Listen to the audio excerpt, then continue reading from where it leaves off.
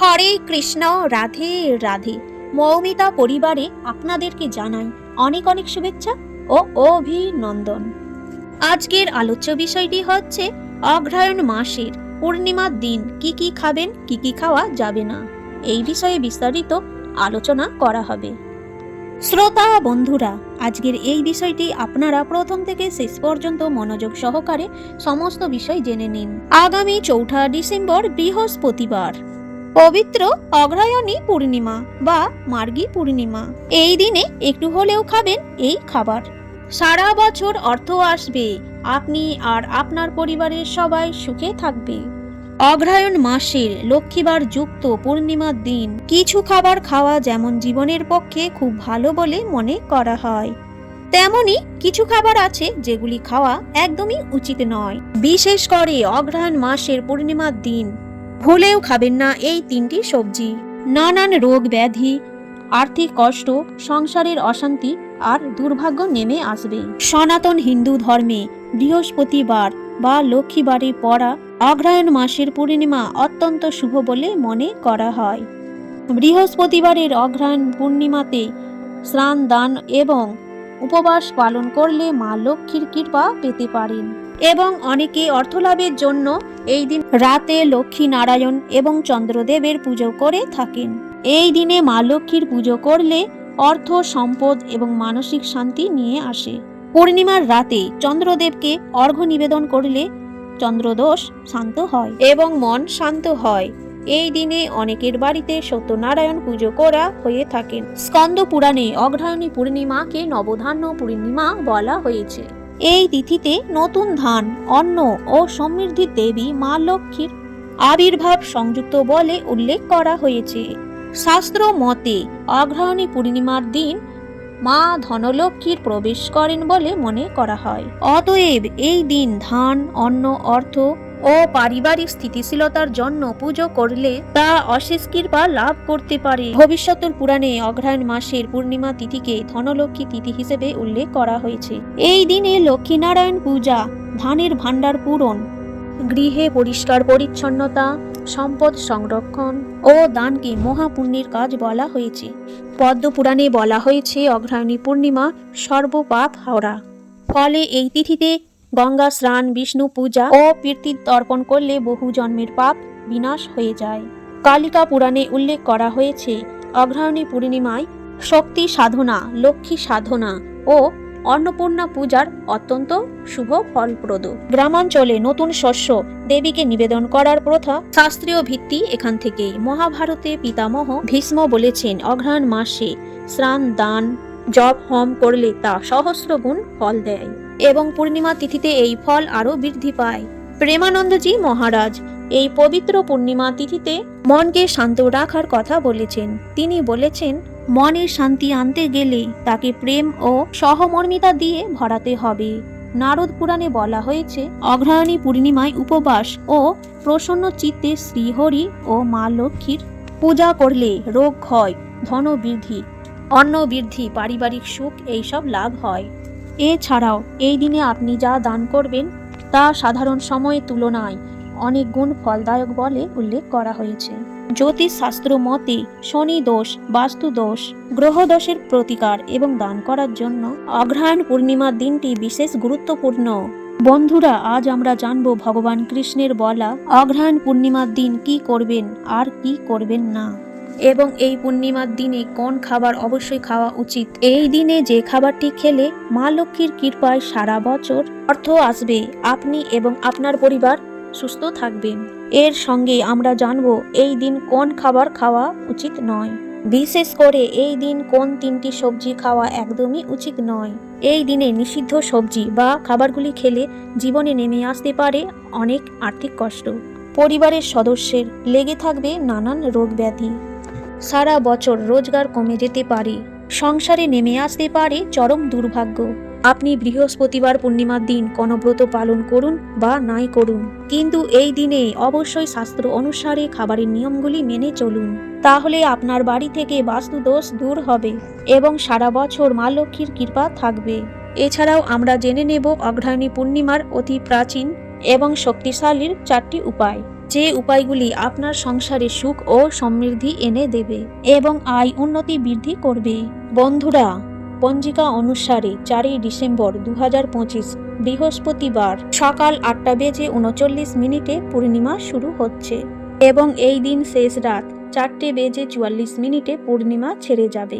4ঠা December বৃহস্পতিবার অগ্রহায়ণী পূর্ণিমার ব্রত ও উপবাস পালিত হবে। শ্রী শ্রী সত্যনারায়ণ পূজার শুভ সময় হল সন্ধ্যা 4:49 থেকে সন্ধ্যা 5:57 মধ্যে। অগ্রহায়ণী পূর্ণিমার দান ও স্নানের শুভ সময় হল সকাল 8:39 থেকে সারাটা দিনই থাকবে। স্নানের পর অন্ন, বস্ত্র, কম্বল এবং আপনার সাধ্যমতো যে কোনো জিনিস দান করুন।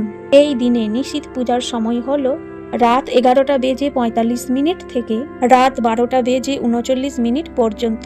বন্ধুরা, পুরাণে বলা হয়েছে প্রাচীনকালে অযোধ্যার কাছে এক জনপদে শান্ত, সৎ এবং গরিব কৃষক শ্রীধর বাস করতেন।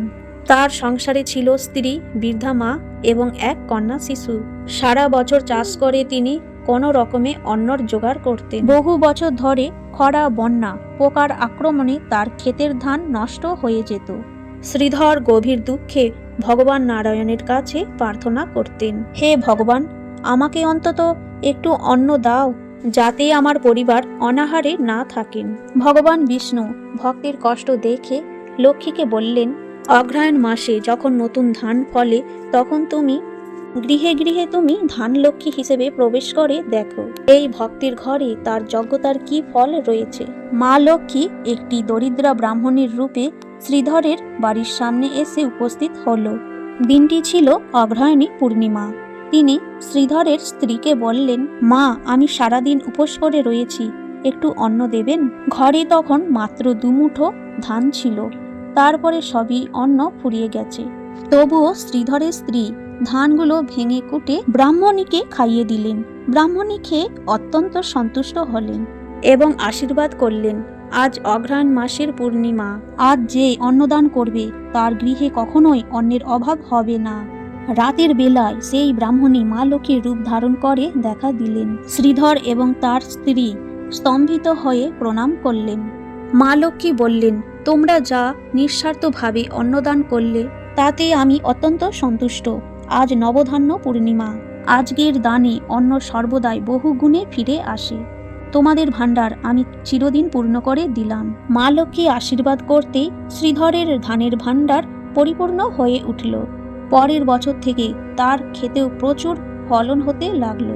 গ্রামের লোকজন বিস্মিত হয়ে জানতে চাইল কি ঘটেছে। শ্রীধর বললে, অগ্রহায়ণী পূর্ণিমায় দানী মা লক্ষ্মীকে গৃহে আনতে পারে। এই ঘটনার পর দেবলোকেও ঘোষণা হলো অগ্রহায়ণী পূর্ণিমা তিথি হলো ধান লক্ষ্মীর তিথি। এই দিন অন্নদান, ধান নিবেদন ও লক্ষ্মী নারায়ণের পূজা করলে জীবনে দারিদ্রতা থাকে না। বন্ধুরা, অগ্রহায়ণ মাসের পূর্ণিমার দিন নিষিদ্ধ সবজির মধ্যে প্রথমেই যেটির কথা বলবো সেটি হলো চাল কুমড়ো। এই দিন কখনোই বাড়িতে চাল কুমড়ো রান্না করবেন না। এই দিন নানান জায়গায় বিভিন্ন পুজো উপলক্ষে বা নানান ত্রান্তিক ক্রিয়াতে চাল কুমড়ো উৎসর্গ করা হয়।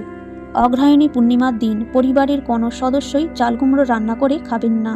এই দিনে চাল কুমড়ো রান্না করে খেলে বাড়িতে রোগ ব্যাধি লেগেই থাকবে। রোগের পিছনে খরচ করতে করতে আপনি শান্ত হয়ে যাবেন। সুতরাং অগ্রহায়ণী পূর্ণিমার দিন চাল কুমড়োর কোনো জিনিসই মুখে তুলবেন না। এছাড়াও এই দিন আমিষ খাবার, মাছ, মাংস, ডিম, পেঁয়াজ, রসুন, মুসুর ডাল ইত্যাদি তামসিক খাবার গ্রহণ করবেন না এবং ঘরোয়া নিরামিষ আহার গ্রহণ করুন। অগ্রহায়ণী পূর্ণিমার দিন আধ্যাত্মিকভাবে মন শান্ত ও শরীর হালকা রাখার জন্য সাত্ত্বিক আহার করা উচিত। বন্ধুরা, এই দিনে দ্বিতীয় নিষিদ্ধ খাবারটি হলো মাসকলাই বা বিউলির ডাল। অগ্রহায়ণী পূর্ণিমার দিন বিউলির ডাল দিয়ে যে কোনো খাবার কখনোই মুখে তুলবেন না।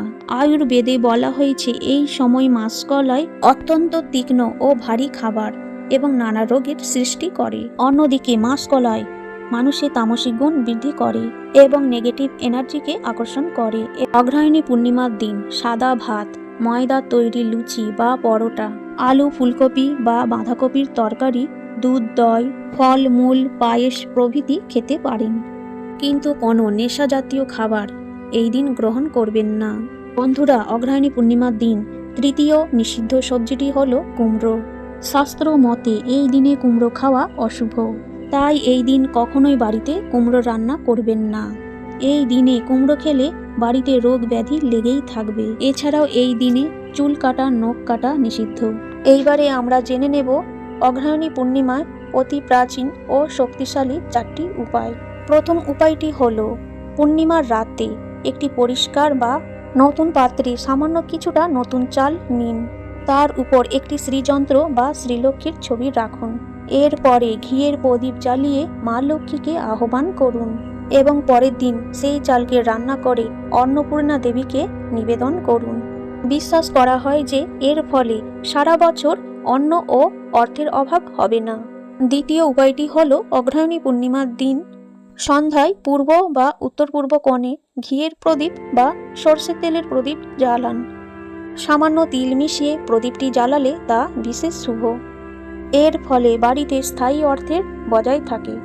তৃতীয় উপায়টি হলো এই দিনে কোনো ব্রাহ্মণকে বা ক্ষুধার্ত ব্যক্তিকে একবেলা অন্ন খাওয়ান। চাইলে ধান চাল দান করতে পারেন। চতুর্থ উপায়টি হলো এই দিনে অল্প কিছুটা নতুন ধানের খয়, দুধ এবং গুড় দিয়ে নৈবেদ্য তৈরি করুন। তারপরে সেটা লক্ষ্মীনারায়ণকে নিবেদন করে পরিবারের সকলকে বিতরণ করুন। এর ফলে বাড়িতে আর্থিক উন্নতি হবে। জয় শ্রী কৃষ্ণ। আজকের এই ভিডিওটি এখানেই শেষ হলো। পরবর্তী ভিডিও আসতে চলেছে পরের দিন সকাল 11টায়। ততক্ষণে সকলেই ভালো থাকবেন, সুস্থ থাকবেন। তার সাথে মা লক্ষ্মীর অশেষ কৃপা পেতে কমেন্ট বক্সে লিখুন জয় লক্ষ্মীনারায়ণের জয়।